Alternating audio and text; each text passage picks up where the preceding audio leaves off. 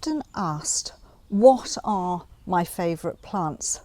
Well, that's always a very difficult thing to answer because there are favourites through different seasons in the year. But what I want to do in this video is to give you an idea of my 5 anchor plants that I would always use when putting into a garden. Now, it may not be the specific varieties, but these are the genus that I would always choose from to give us a good starting point within a border.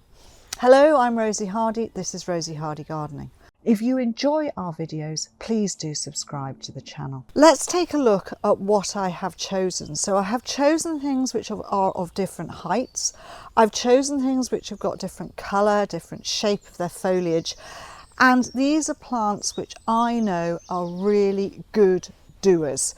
Therefore, they will tolerate a lot of different conditions and you would be able to grow them in a lot of different sites. Now that's the first starting point. So my first one, which is a go-to plant, which a lot of people may not agree with, and you may not agree with my choices, but these are my choices. Alchemilla. Now, I love Alchemilla. It is a very, very useful plant. There are lots of different species of it out there and there are great ones. My favourite happens to be this particular one, which is Alchemilla venosa. Now, Alchemilla venosa makes a good, tidy plant. It does not get as large and wild and big and exuberant as its cousin Alchemilla mollis. So the foliage is really beautifully pleated as it comes out. Lovely indentations all the way around the edge of the foliage itself. The leaves are probably a half, maybe 3/4 of the size of Alchemilla. So if Alchemilla mollis is that size with its leaf or even bigger, venosa is only this. So it's a much more demure plant than its cousin.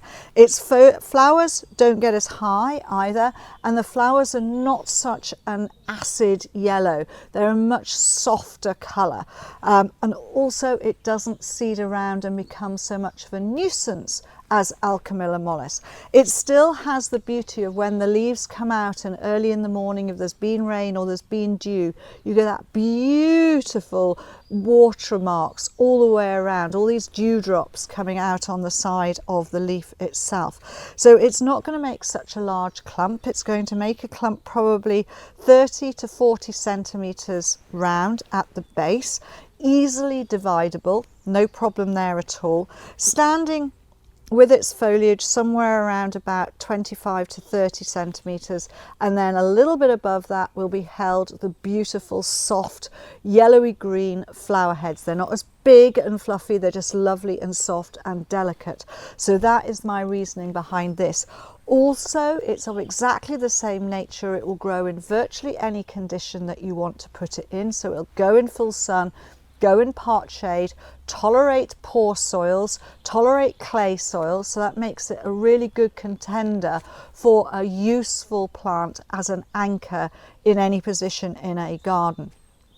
It can also, say, be divided, absolutely no problem at all. If you collect seed, yes, you can get seed from it, but it doesn't seed around as prolifically as its friend.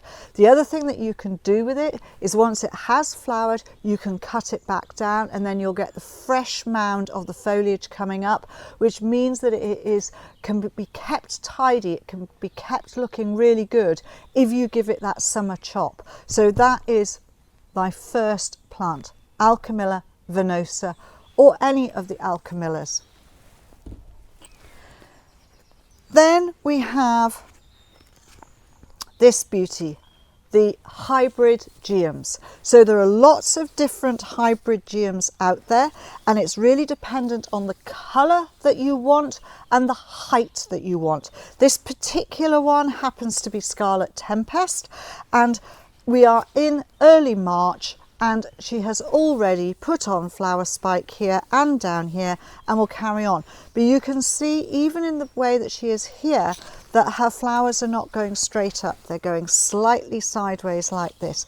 Makes a beautiful clump at the base, which you just pull out old dead leaves on, and it's a really cracking form. It flowers and flowers and flowers. So the newly bred hybrid geums, which are sterile, flower for a lot longer. They're really good, and there are all sorts of colours. So any of the Tempest series are brilliant, or Totally Tangerine if you want something slightly taller. But I wouldn't be without a Geum in the garden because of how good it is and how wonderful they are, and they fill up a space and they flower and flower and flower. So that would be another one that I really do like. You can take side pieces off them. They will divide up, no problem at all.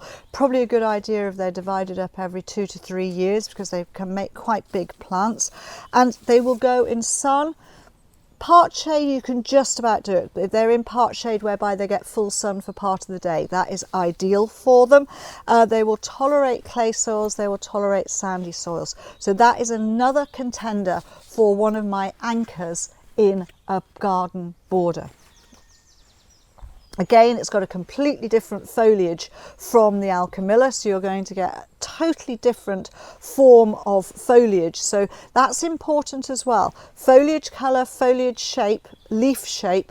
The more you can have contrasting, the more interest you will get, as well as the colour of the flowers. Recently I set up an email newsletter, and if you want to sign up, then please click in the comments link below, or scan the QR code on the screen now. If you sign up, you get an exclusive video.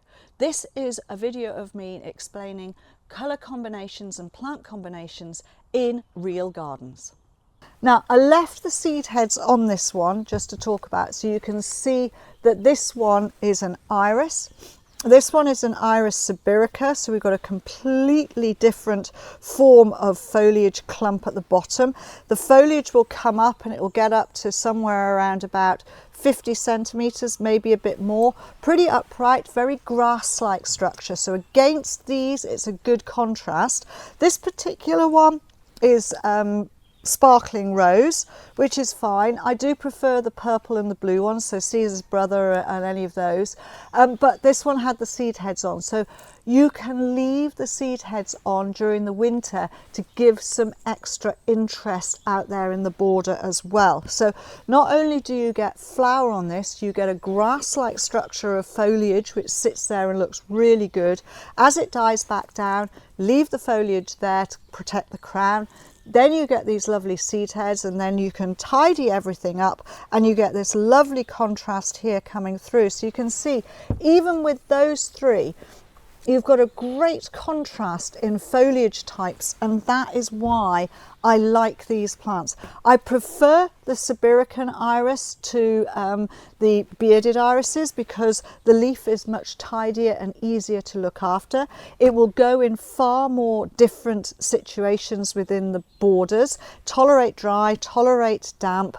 It will go in semi-shade and sun, so it makes it a much easier plant to put into a garden and into a border. It is divisible. You will find after a while, and even with this plant, you can see it's starting to be a little bit less growth in here, and gradually it'll move that way and it'll become a little bit of a donut in the center. That means you want to then lift it and divide it. Easy to lift and divide. So maintenance on these is all pretty simple from the point of view of leave old growth there, cut it off and tidy it up in the spring, and then you will get the plants growing away nicely, and they are all divisible. So that is really helpful. And these are a much higher form, and the iris flower is a completely different shape from everything else that we have so far. As I said, it's very difficult to choose just 5, and what I have chosen will give you early spring, a little bit of colour, lots of foliage and different structure with that. What I haven't actually got within this 5 is something for very late flowering, but that is something that you can then choose. And probably for late flowering, I would choose either a late aster or a Symphyochiton, something like that. But they haven't come into this lot because this lot gives us the starting point where you can build around and you can add spring, you can add autumn. So these are your basics to start your border off, and then you add in the other things as you go on through. So another one that I wouldn't be without are the Astrantias, and Astrantias are really, really beautiful plants. I think they are fantastic. These were the favourite plant of my dear late sister-in-law as well, Anne Liverman. She loved Astrantias, and in actual fact her handle on most of the sort of things like Twitter and things like that was Astrantia major. So you can tell that she really enjoyed them and loved them. So I've taken this particular one. This one is Burgundy Manor. Originally, when this plant came to being produced, was originally called Rosy's Tumble. It was called Rosy's Tumble because I went to Jill Richardson's garden in Lincolnshire. She said she had some beautiful ones. She's done a lot of breeding on Astrantia. She has some really super types. And basically what happened was she said, oh, I've got a really lovely one, Rosy, and it's just down in the bottom of that rill. So I stood at the top of the rill and I put my foot to one side. And the next thing I knew, I was A, over T. I was down at the bottom of the rill. Luckily it was dry. I stood up, dusted myself off, had a little laugh with Jill, and then I was eye level with this beautiful large burgundy flowering Astrantia, and I said, oh wow, that is fantastic. Shall we go with this one as being the one that we want to try and grow and get going? And so that is what we did. It is a super form. It's got beautiful dark foliage that's coming up now. That will get greener as it goes on. It makes a lovely foliage clump. It's a solid plant. Somewhere to 40 centimetres wide after 3 years, and then the foliage will be somewhere around about 40 centimetres high, and then above that you get these beautiful burgundy stems and these big burgundy flowers on the top of it. So it's called Burgundy Manor because I didn't really want it to be called Rosy's Tumble. I mean, it's a good story at the end of the day, but the Astrantias are fantastic, and you can have all sorts of different colours through the lovely deep burgundies into nearer red, burgundy reds, into pinks of different colours, and then into the whites and greens, multiple. So there are super forms. There are taller ones, there are shorter ones, there are taller ones, and there are ones which will go in more shade, some which will go in more sunshine. They do prefer a heavier soil, that have to be said, but they are an excellent plant. And if you have a lighter soil, if you can just give them a load of organic matter when you plant them, put them in a semi-shady spot, so half sun, half shade, they will then not struggle and they will be really good, and they re-bloom. So that is always a good thing with a plant like this. So they're divisible, you can lift them up and split them up and move them around. So Astrantia is another one of my top 5.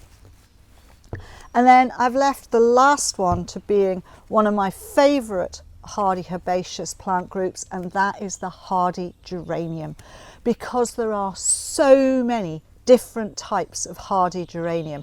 There are small little alpine ones, there are huge big tall biennial, triennial ones, or sort of monocarpic ones such as Maderiensis and things like that, which get up really tall.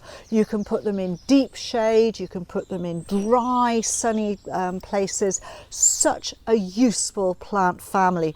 And again, this one here, this one is Blue Cloud, has got this beautiful cut divided foliage, so the foliage looks fantastic, lovely little red centres there, and then it flowers and flowers. It's a repeat flowering form. This, you can cut them down and they will come back up into flower. Such a useful plant family, all sorts of different colours in them, so they range from beautiful whites and creams through pinks. There is a soft yellow, then you get dark pinks, you get almost reds, you get salmon pinks, you go into the blues. There is blue, there is mauve, there is azure, there is indigo. So you really have got a really good cross section of colour, shape and form, and where they will grow. And that is why these are my top 5 plants for the cornerstones of building borders from. And just to put them into an area so that I could have them looking really good and looking really interesting, I would probably have them somewhere like so, and you could have them like that. You can see from this beautiful contrasts in what is there. I would always put the sibirica slightly further forward. You get the lovely stems and the flowers here. The foliage is about here when it's flowering, so you can see through, and then you'll get that lovely foliage coming up. The geranium here will come up and it'll be a little bit taller. The Astrantia can come here and be up here. The Geum can be at the back flowering its heart off, and the Alchemilla can be one of your front border. So that would look really good and interesting. So those are my 5 key plants, the pillars of the border. Thank you very much for watching, and please do subscribe to the channel. If you want to watch another video of mine, YouTube thinks this one is perfect for you.